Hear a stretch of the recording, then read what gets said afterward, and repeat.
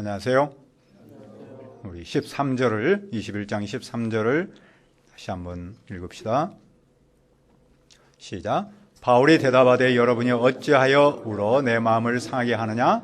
나는 주 예수의 이름을 위하여 결박당할 뿐 아니라 예루살렘에서 죽을 것도 각오하였노라 하니 은혜로우신 아버지 하나님 예비하길 원합니다. 성령 하나님께서 사도행전 말씀을 통해서 바울에게 역사하셨던 그 은총이 오늘 우리에게도 임하도록 도와주시옵소서. 그래서 오늘을 사는 우리에게 필요한 방향과 은혜를 도와여 주옵소서. 이 시간 예배 함께하여 주옵소서. 감사하고 예수님의 이름으로 기도합니다. 아멘. 각오한다라는 말은 앞으로 해야 할 일이나 당할 어려움 따위에 대하여 마음의 준비를 단단히 한다라는 뜻입니다. 이 말을 사도 바울이 했는데 왜 그렇게 말했습니까? 그의 말이 오늘 우리에게는 어떤 의미가 있습니까? 사도 바울은 밀레도에서 에베소 장로들을 초청하여 고별 메시지를 전했습니다. 바울 일행은 그들과 작별하고 배를 타고 그리스에 있는 코스로 갔습니다. 코스라고 표현하는데 이곳에서 그 유명한 의학의 아버지 히포크라테스가 태어났습니다. 바울 일행은 이튿날 로도에 들렸다가 바다라로 갔습니다. 그들은 이어서 베니게로 건너가는 배를 탔습니다. 그들은 구브로 섬을 왼쪽에 두고 수리아로 향하여 두로에 배를 댔습니다.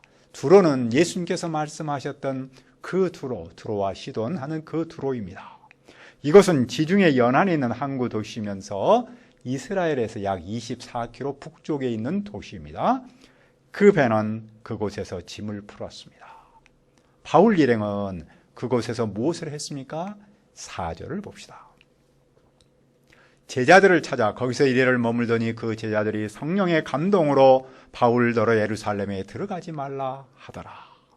그들은 그곳에서 제자들을 찾으면서 일주일을 머물렀습니다. 바울은 이곳에서 사역하지 않았습니다. 따라서 이곳의 제자는 바울이 세운 제자가 아닙니다. 그런데도 바울이 그들을 만나서 교제하고 격려하고자 합니다. 그런 그의 마음은 자기중심적이라기보다는 예수님 중심의 마음이라고 할 수 있겠죠? 그런데 그들은 바울을 만났을 때 무엇을 말합니까?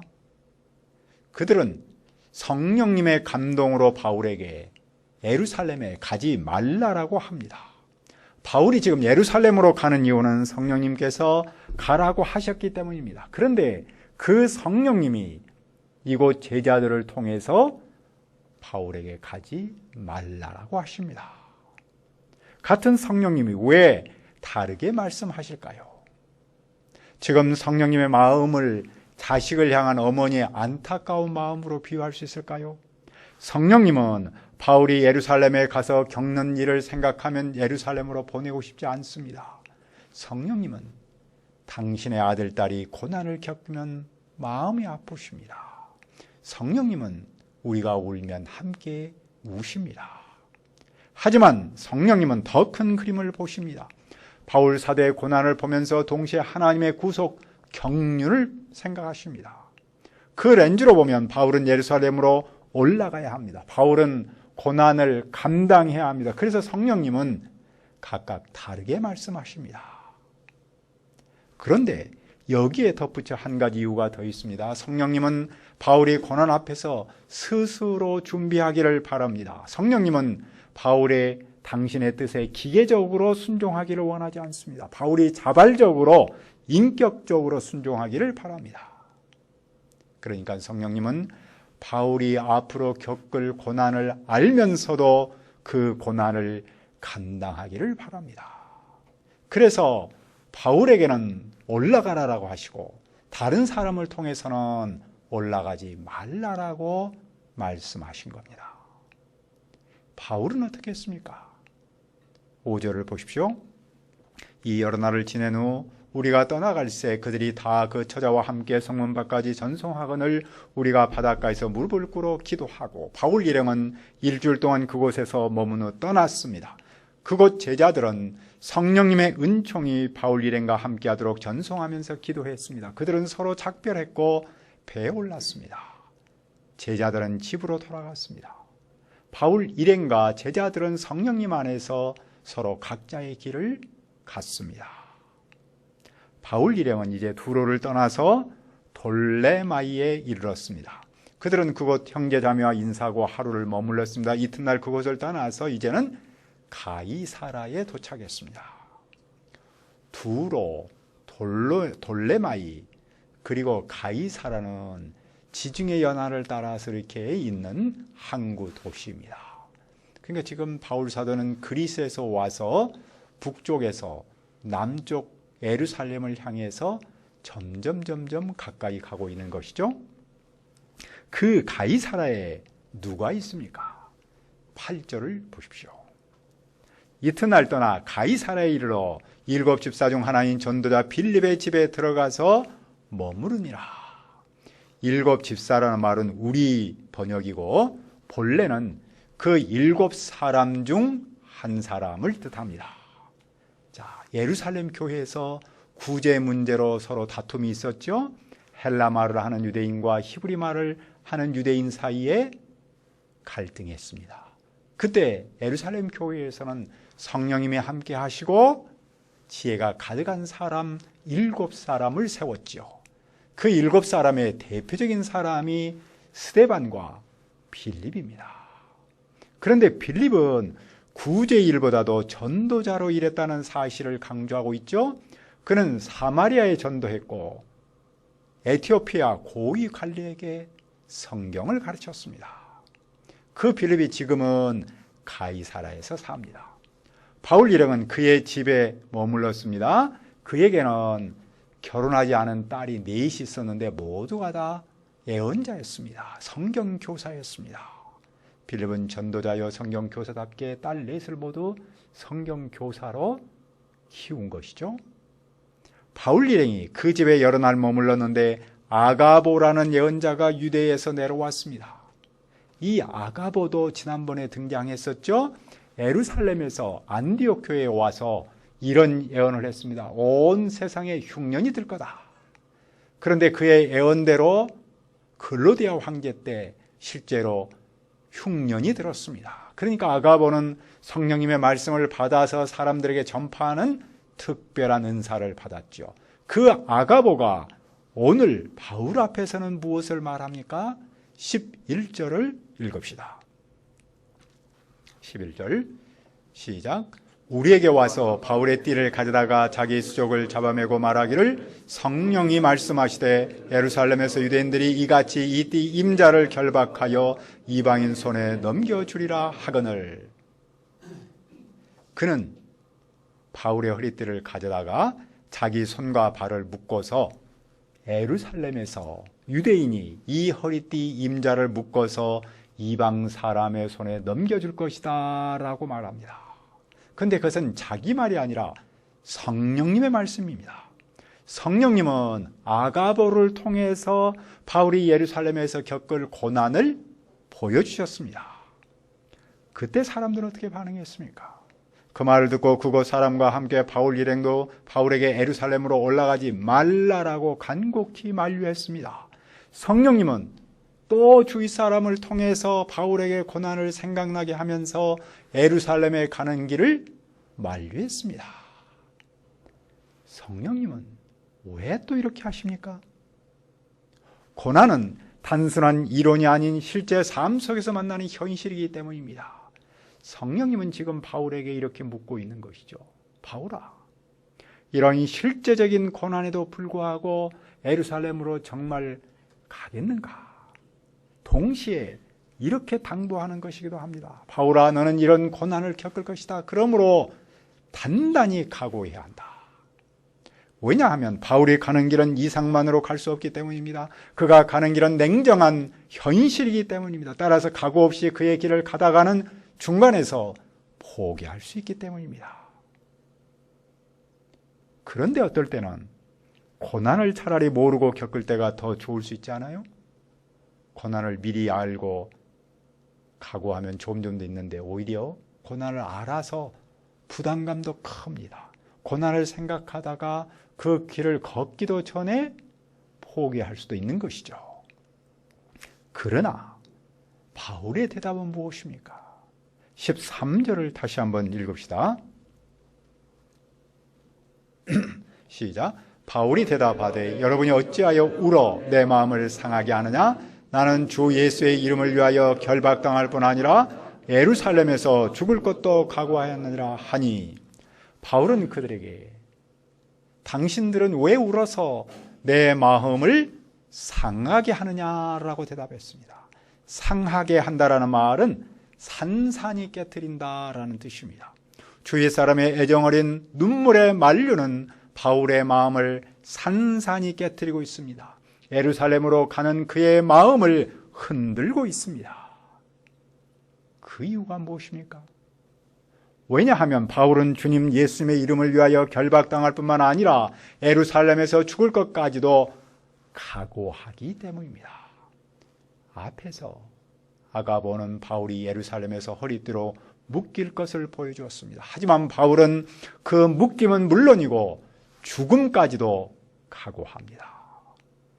각오한다는 말은 앞으로 해야 할 일이나 당할 어려움 따위에 대하여 마음의 준비를 단단히 한다라는 뜻이라고 했죠. 그는 마음의 준비를 이미 단단히 했기에 주위 사람이 더는 만류하지 않기를 바랍니다. 그는 누구를 위해서 마음의 준비를 단단히 합니까? 주님 예수님의 이름을 위해서입니다.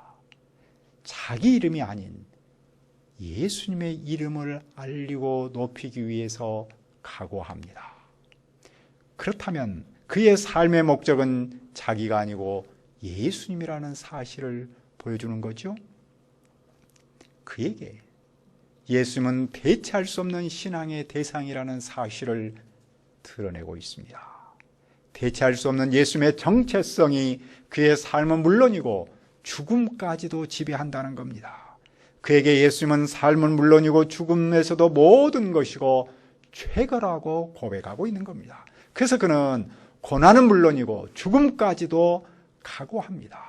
왜냐하면 그리스도를 최고로 여기는 삶에는 고난이 따르기 때문입니다. 그리스도의 이름을 알리고 그분을 높이는 삶에는 죽음도 불사히 하기 때문이죠. 그는 후에 로마 교회를 향해서 이렇게 말했습니다. 그로 말미암아 우리가 은혜와 사도의 직분을 받아 그의 이름을 위하여 모든 이방인 중에서 믿어 순종하게 하나니, 사도 바울은 물론이고 로마 교회는 예수님을 통하여 은혜를 입어 사도의 직분을 받았습니다. 그것은 바울 사도는 물론이고 로마 교회도 그분의 이름을 위하여 모든 사람이 믿고 순종하도록 함이었다는 겁니다. 그러니까 그는 물론이고 예수님을 믿는 로마 교회의 삶의 가치와 목적이 나를 위해서가 아니라 그리스도를 위하여로 바뀌라는 겁니다. 당시 세상은 종교적으로 유대교가 지배했습니다. 그들은 여호와 하나님을 믿지만 나사렛 예수를 그리스도로 믿지 않았습니다. 그래서 나사렛 예수를 그리스도로 믿는 사람을 박해했습니다. 정치적으로는 로마 황제를 최고로 여기고 그의 이름을 높였습니다. 이런 종교적, 정치적 상황에서 예수님을 그리스도로 믿는 사람은 고난을 겪을 수밖에 없었습니다. 심하면 죽기도 했습니다. 그런데 현대 교회에서는 오히려 반대 현상이 나타나기도 합니다. 현대에서 일어난 가장 중요한 변화 가운데 하나는 개인주의입니다. 현대인은 자기를 추구하고 자기 만족을 중요하게 여깁니다. 교회조차도 이런 현대사회에 적응하려고 개인 문제를 해결하고 이 땅에서 잘 사는 쪽으로만 메시지를 전했습니다. 교인이 그런 메시지를 좋아하기에 점점 설교가 그런 쪽으로 흘렀습니다. 고난의 메시지, 십자가의 메시지는 상대적으로 약해졌습니다. 오늘의 성도에게 고난은 먼 옛날 신화처럼 들립니다. 오히려 고난을 겪으면 이상하게 여길 정도입니다. 오늘의 교회는 주님 예수님을 위하여 살기보다는 나를 위하여 사는 분위기입니다. 하지만 본래 교회는 성경을 연구하여 하나님의 대한적 음성을 듣고 그 메시지를 전해야 합니다. 성경에서 가르치는 하나님의 대한적 음성은 나를 위하여가 아닌 예수님을 위해서 살도록 하는 데 있습니다. 그리고 그런 하나님의 음성, 세상에 대해서 대안적 음성에 순종하여 살면 고난도 겪고 죽기도 한다는 것이 성경의 가르침이죠. 물론 기쁨과 행복 그리고 영생도 있다고 성경은 가르칩니다. 그런데도 우리는 현실에서 우선 고난보다는 영광을, 아픔보다는 웃음을 바랍니다. 어렵고 힘든 길보다는 쉽고 편한 길을 우선 원합니다. 하지만 일반적인 삶도 웃음보다도 아픔이 더 많고 쉽고 편한 일보다는 힘들고 어려운 일이 더 많지 않습니까? 아픔과 어려움을 피할 수 없는 것이 일반적인 현실의 삶입니다. 하물며 믿음의 길은 어떠하겠습니까? 성경에 등장하는 그 수많은 인물들 중에서 만사형통한 사람은 없지 않습니까? 나름 크고 작은 아픔을 겪었습니다. 우리가 예수를 믿는다는 말은 고난에 참여한다라는 뜻입니다. 삶의 현장에서 우리는 크고 작은 아픔을 겪기 때문입니다. 물론 그 아픔은 사람마다 다르죠. 그 다름 가운데 공통점은 무엇일까요? 모든 사람이 겪는 공통점 중에 하나는 물질의 어려움이라고 할 수 있겠죠. 예수를 위해서 살면 이 세상에서 물질의 어려움을 겪지 않아야 할 것처럼 보이지만 현실에서는 그렇지도 않지요. 또 예수를 위해서 살면 현실에 어려움 없이 늘 잘 나가야 할 터인데 실제로는 그렇지도 않습니다. 그래서 마음이 답답할 때가 있고 믿음의 길이 흔들릴 때도 있습니다. 하지만 그렇다고 해서 물질의 어려움이나 현실 문제를 영원히 안고 사는 것도 아닙니다. 다시 말해서 우리의 삶이 고난의 연속인 것은 아닙니다. 때가 오면 문제를 해결하고 고난 대신 영광을 체험하기도 합니다. 우리의 삶을 돌아보면 이런 체험이 있지 않았습니까? 그래서 우리는 여기까지 왔습니다. 우리는 그 주님의 사랑과 은총을 기억해야 합니다. 그러면 우리도 사도 바울처럼 대체할 수 없는 예수님을 삶과 죽음의 가치보다 더 높게 여길 수 있습니다. 온 세상이 나를 위해서 사는 세상일지라도 우리는 좀 더 다르게 주님을 위해서 마음을 단단히 할 수가 있는 것이죠. 그리고 믿음의 길을 힘차게 갈 수가 있습니다. 주님께서 좀 더 다른 길을 살고자 하는 우리를 통해서 캠퍼스와 이웃에게 생명의 열매를 맺어주실 겁니다. 그러면 바울 삶의 자세가 동역자들에 끼친 영향은 어떠했습니까? 그들은 바울이 자기의 설득을 받아들이지 않자 주님의 뜻이 이루어지소서라고 말하고 더 이상 말하지 않습니다. 주님의 뜻이 이루어지소서. 이것은 겟세마네 동산에서 기도하신 예수님을 생각나게 합니다. 예수님은 십자가 앞에서 아버지여, 만일 아버지의 뜻이거든 이 잔을 내게서 옮기시옵소서라고 기도했습니다. 하지만 예수님은 내 원대로 마옵시고 아버지의 원대로 되기를 원하나이다 라고 기도하셨습니다. 예수님은 하나님의 뜻을 영접하신 후에는 그 뜻에 조용히 순종하셨습니다. 바울의 동역자들도 처음에는 바울을 만류했지만 주님의 뜻을 알고 그 뜻에 조용히 순종했습니다. 그 점에서 볼 때 빌립보의 집은 바울에게 있어서 마치 겟세마네 동산과도 같았던 것이죠. 그곳에서 바울 일행은 며칠을 보내고 예루살렘으로 올라갔습니다. 가이사랴에 있는 몇 제자도 함께 갔는데 그들 중에는 오래전에 제자가 된 나손이 있었고 그의 집으로 바울을 안내했습니다. 예루살렘에서는 나손의 집에 머물죠. 사도 바울은 예루살렘으로 가는 길에 고난과 죽음을 알면서 각오합니다. 지금 본문에서는 바울 사도가 어디에서 시작해서 예루살렘까지 이르는 여정을 아주 자세히 설명하고 있죠. 그 설명의 과정보다도 더 중요한 것은 고난이 있다라는 사실을 때마다 사람들을 통해서 알려주고 있다는 겁니다. 그런 고난 앞에서 죽음을 알면서도 바울 사도는 각오합니다.